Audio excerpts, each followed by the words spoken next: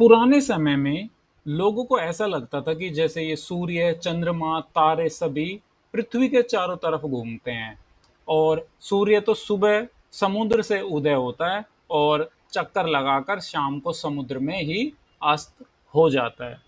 उनको शायद ये नहीं पता था कि पृथ्वी पर जिस एक हिस्से में सूर्य का उदय हो गया है, दूसरे हिस्से में वहां पर रात है, वहां पर अंधेरा हो चुका है और पृथ्वी सूर्य के चारों तरफ चक्कर लगाती है, ना कि सूर्य पृथ्वी के चारों तरफ। ये तो उस समय की बात थी जब विज्ञान ने इतनी तरक्की नहीं की थी और लोगों के पास ज्ञान की इतनी पहुंच नहीं थी। हर किसी की पहुंच में किताबें नहीं थी। लेकिन आज ऐसा नहीं है। साइंस ने बहुत तरक्की कर ली है। अंतरिक्ष में जो सैटेलाइट गए हैं वो देख लेते हैं कि कहाँ पर पृथ्वी है, किधर चंद्रमा है, किधर सूर्य है।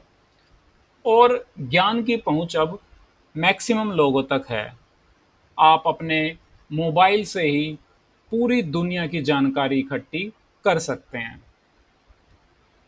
तो फ्रेंड्स, स्वागत है आपका आपके अपने चैनल पास करो टेस्ट पर।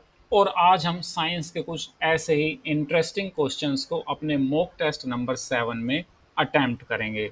ये सारे के सारे क्वेश्चंस कॉम्पिटिटिव एग्जाम्स में आ चुके हैं, वहीं से लिए गए हैं और इसीलिए फिर दोबारा इनकी किसी न किसी कॉम्पिटिटिव एग्जाम्स में दोबारा रिपीट होने की संभावना बढ़ जाती है।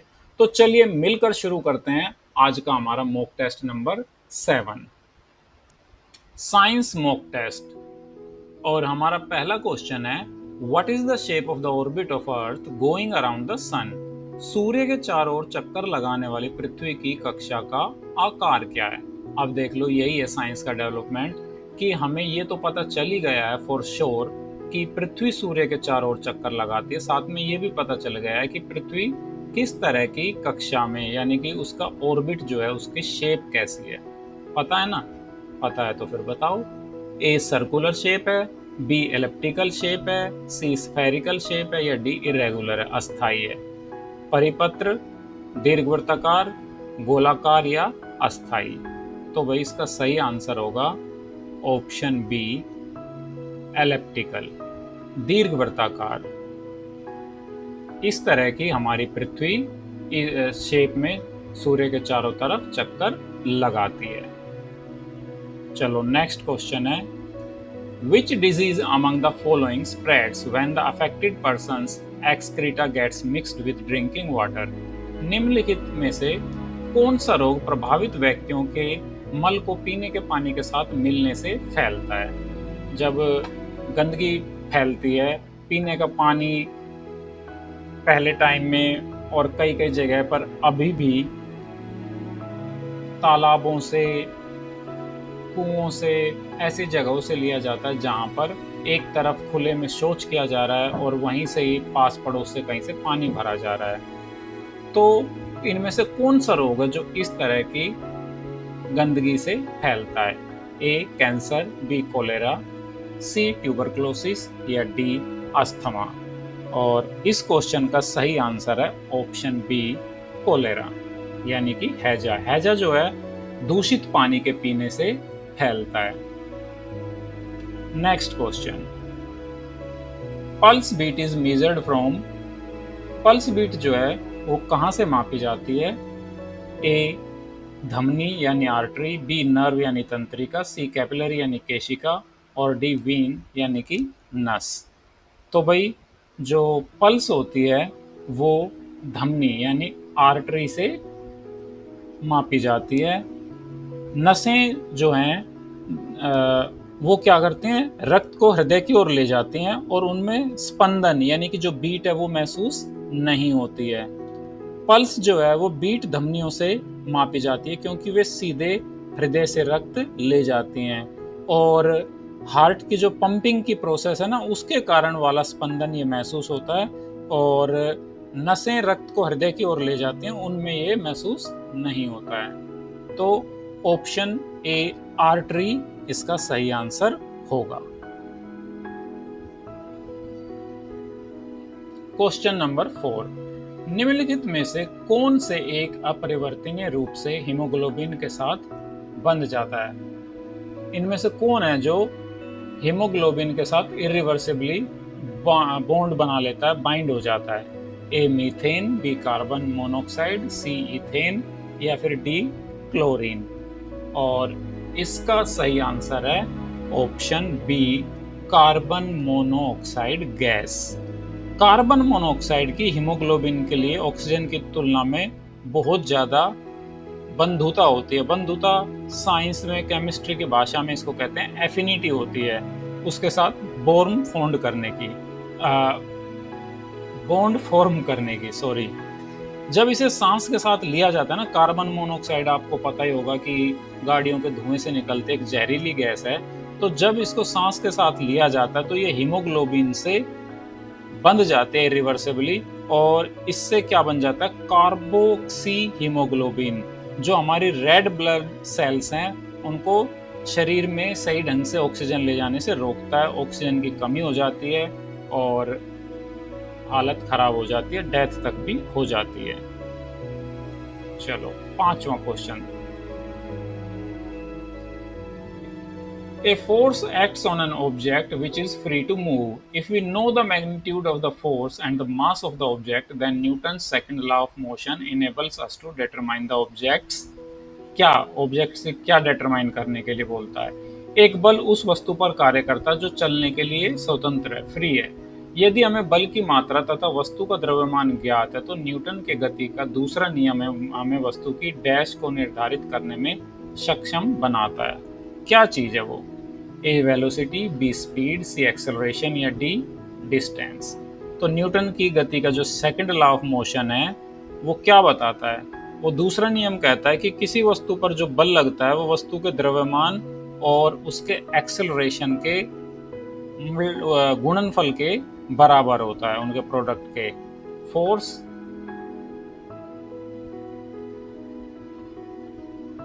जो फोर्स होती है, force is equal to m into A, mass into acceleration.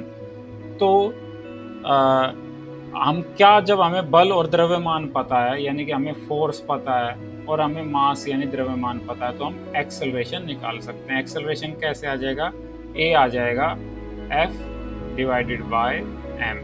तो एक्सेलरेशन यानी ऑप्शन सी इस प्रश्न का सही उत्तर होगा।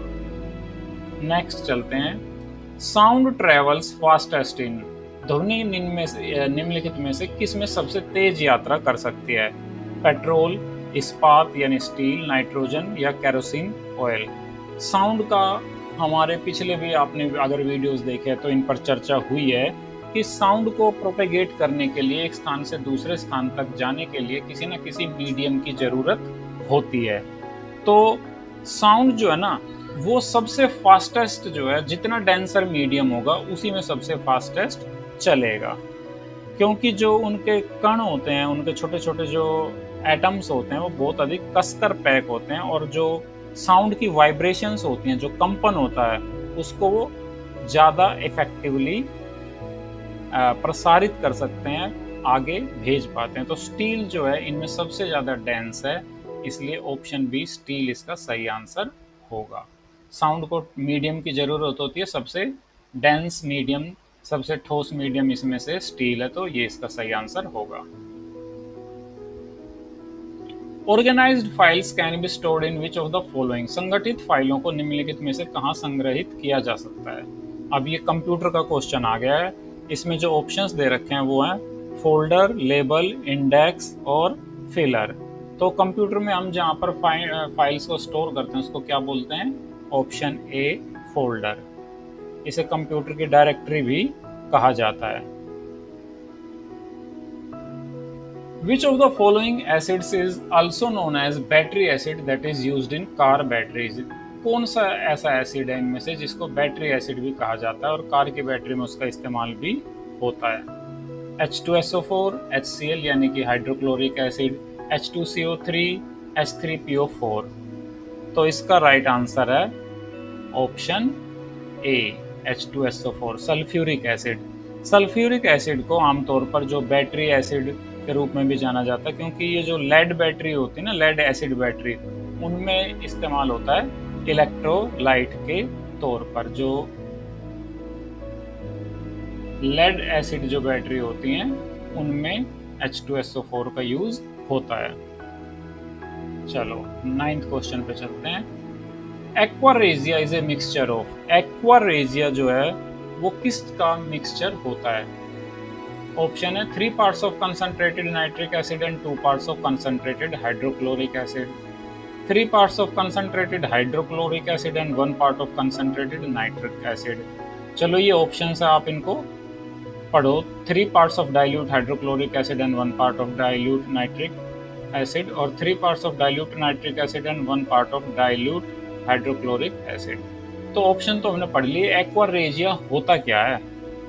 एक्वारेजिया एक बहुत ही हाईली कोरोसिव मिक्सचर होता है concentrated nitric acid and concentrated hydrochloric acid का, यानी कि ऑप्शन बी जो है ये वाला, हाइड्रोक्लोरिक एसिड और नाइट्रिक एसिड, इन दोनों का बहुत ही highly corrosive mixture. Corrosive mixture जो चीज़ों को खराब कर देता है, जो इसमें जो है ना गोल्ड, प्लेटिनम, इस तरह के भी मेटल्स इसमें डिजोल्व हो जाते हैं। It is notable for its ability to dissolve noble metals like gold and platinum, जो और किसी अकेले एसिड में डिजोल्व नहीं होती हैं। चलिए next question, 10th question. The large carnivores और the tertiary consumers exist at which level of the food chain? बड़े मांसाहारी या तृतीयक उपभोक्ता भोजन श्रृंखला के किस स्तर पर उपस्थित हैं? फर्स्ट, सेकंड, थर्ड या फोर्थ? तो जो मांसाहारी होते हैं वो होते हैं कहाँ पर? उसमें फोर्थ पे होते हैं। टिपिकल जो फूड चेन होती है उसमें, फूड चेन में जो फर्स्ट लेवल होता है, फर्स्ट लेवल पे कौन होते हैं? फर्स्ट लेवल पे होते हैं प्रोड्यूसर्स। प्रोड्यूसर्स कौन होते हैं? प्रोड्यूसर्स होते हैं प्लांट्स, वो सूर्य की रोशनी में और खुद अपना भोजन बना लेते हैं। अब सेकेंडरी कौन है? सेकेंडरी होते हैं प्राइमरी कंज्यूमर्स, यानी कि जो हर्बीवोरस होते हैं।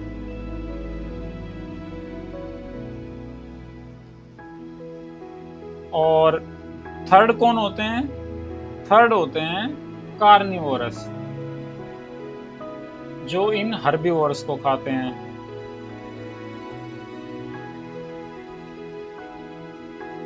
और चौथे नंबर पर कौन होते हैं?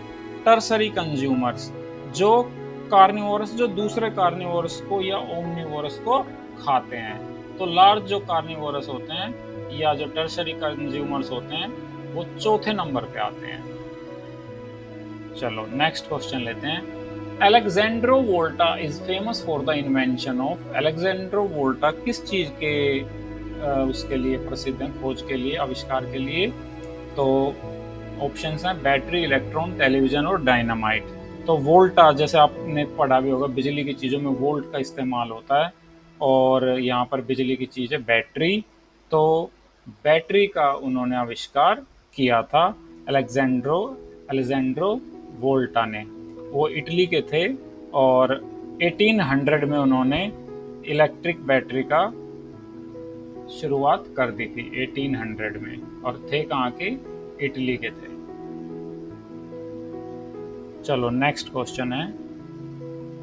The hardest part of A tooth is the, जो हमारे दांत होते हैं उसमें सबसे कठोर भाग कौन सा होता है? Gumline, enamel, pulp, root. तो सबसे कठोर दांतों का भाग होता है option B, enamel. Tooth enamel जो होता है, एनेमल जो है मानव शरीर में सबसे कठोर और सबसे अधिक खनिज युक्त पदार्थ होता है। दांत की जो बाहरी परत है ना उसको ढकता है, दांतों को खराब होने से बचाता है। नेक्स्ट क्वेश्चन, 13th क्वेश्चन है। Lungs have a large number of alveoli for, फेफड़ों में जो वायु कोश होते हैं उनकी एक बड़ी संख्या पाई जाती है, किसके लिए?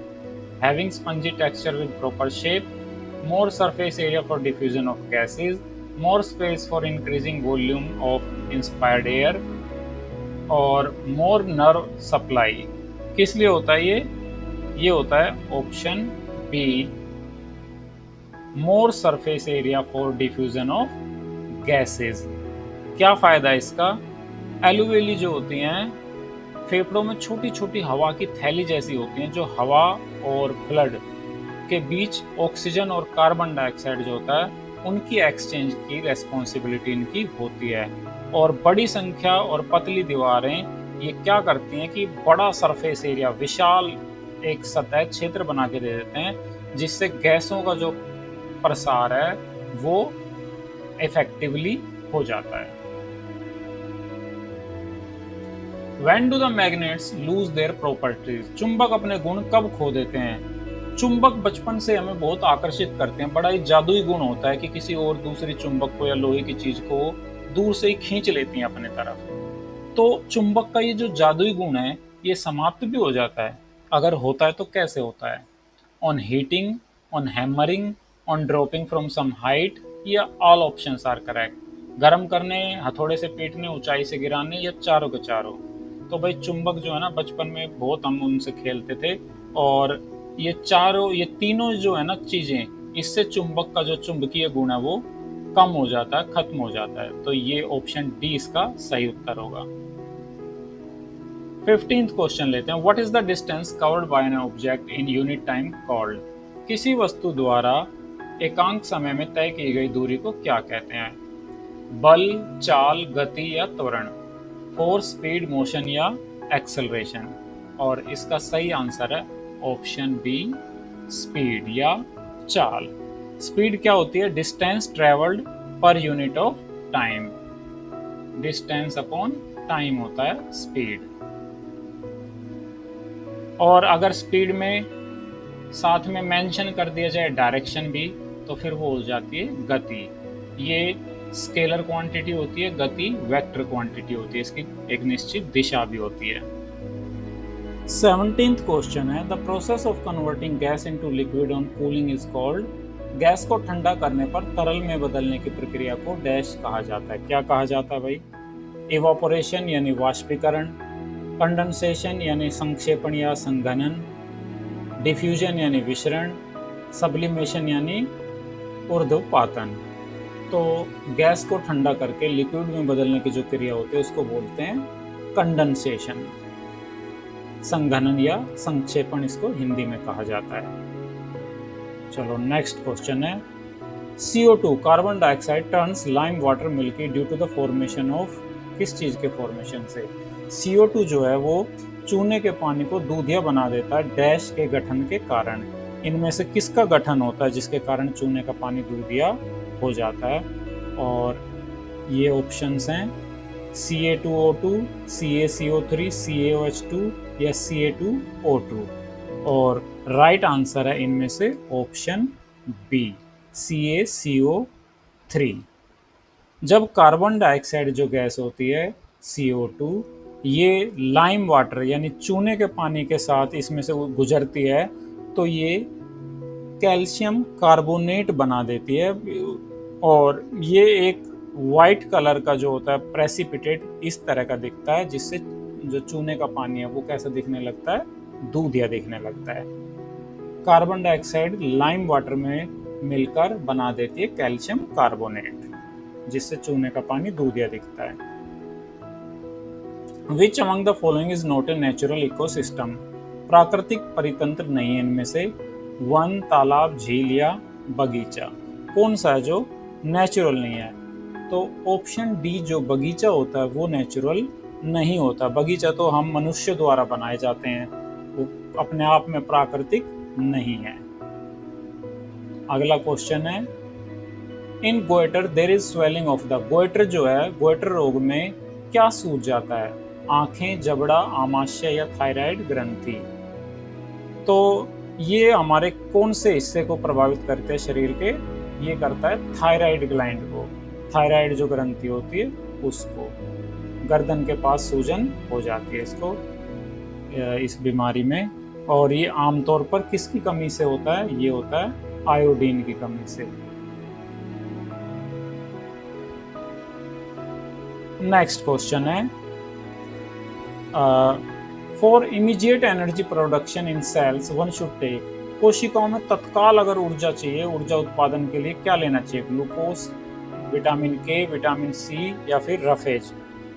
तो ये तो आपको पता ही होगा, स्पोर्ट्समैन अक्सर तुरंत ऊर्जा की उनको ज़रूरत होती है तो वो क्या ले लेते हैं? ग्लूकोज ले लेते हैं।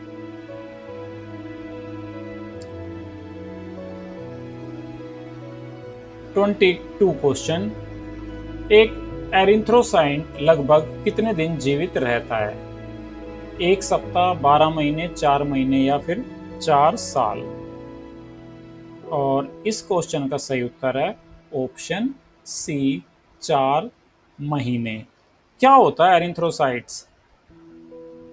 ये असल में जो हमारी रेड ब्लड सेल्स होती है ना, उनको बोलते हैं। जो रेड ब्लड सेल्स, उनका एवरेज जो लाइफ स्पैन होता है रेड ब्लड सेल्स का, वो होता है 120 डेज। 120 डेज यानी कि 4 महीने। तो इस जो टर्म है ये एरिथ्रोसाइट, इससे एक तो कंफ्यूज नहीं होना है। रेड ब्लड सेल्स होते हैं, और रेड ब्लड सेल्स की जो एज होती है, जो उनका जीवन यापन होता है, हमारे शरीर के ब्लड का एक पार्ट है, वो लगभग 120 दिन यानी 4 महीने का होता है। An iron ball and wooden ball of the same radius are released from a height h in vacuum. The time taken by both of them to reach the ground are, एक तो लोहे की बॉल है और एक लकड़ी की ball है, दोनों समान है, एक जैसी त्रिज्या है, और उनको वैक्यूम यानी निर्यात में बराबर ऊंचाई से छोड़ा गया है। तो भूमि पर पहुंचने के लिए उन दोनों द्वारा लिए गए समय अलग अलग, असमान, बिल्कुल बराबर, ठीक एक जैसे, या ठीक एक जैसे नहीं है। तो ये बाकी ऑप्शंस आप देख लो, अलग अलग और असमान और ठीक बराबर नहीं है, तो सारे एक जैसे ही है ना, एक जैसा ऑप्शन लगते हैं ये वाला एग्जैक्टली इक्वल, यानी कि उन दोनों बॉल्स को बिल्कुल सही बराबर टाइम लगेगा नीचे आने में, तो ये वाला इसका सही उत्तर होगा। वैक्यूम में कोई भी चीज होती है ना, अगर आप एक कागज का टुकड़ा और एक लोहे की बॉल फेंकोगे तो दोनों एक साथ नीचे आएंगे। क्यों? क्योंकि वैक्यूम में उनको किसी चीज से घर्षण बल नहीं लगाना होगा।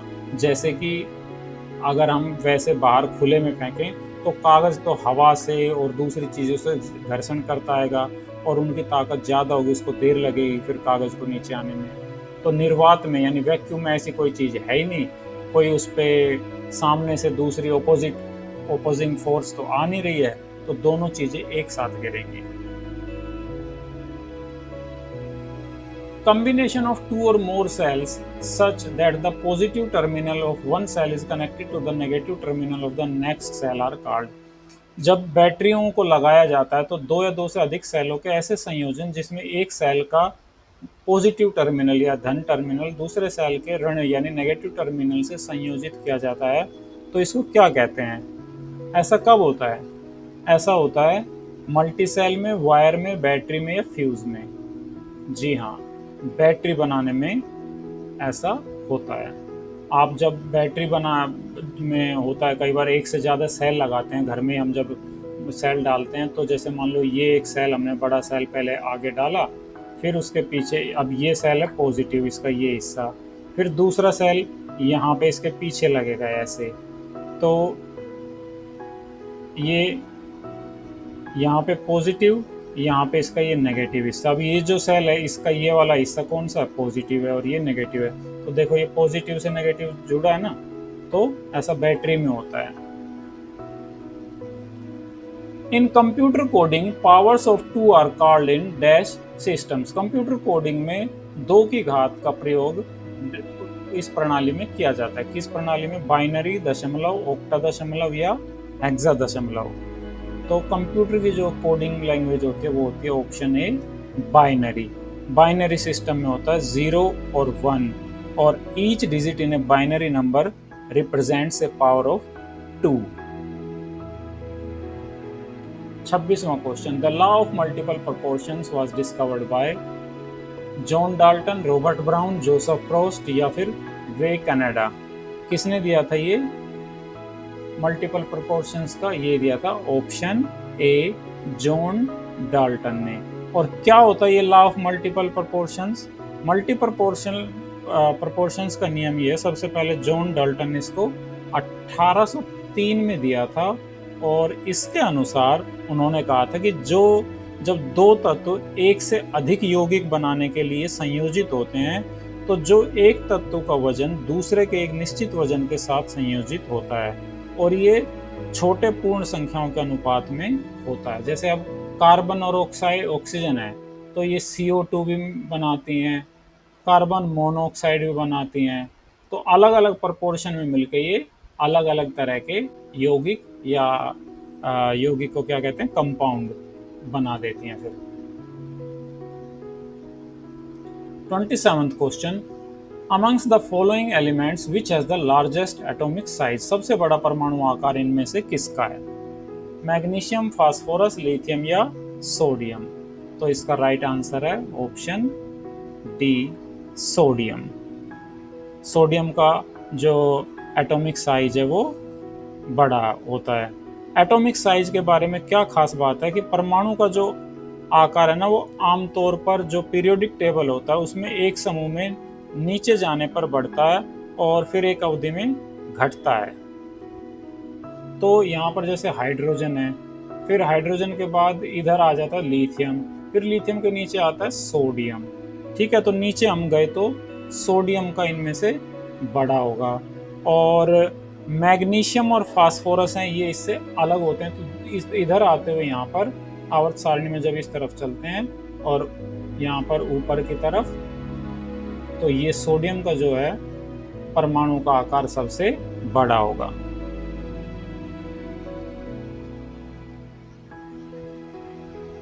28वां question, what was discovered by Thomas Edison? Thomas Edison ने इनमें से किसका आविष्कार किया था? विद्युत मोटर, विद्युत पंखा या विद्युत बल्ब?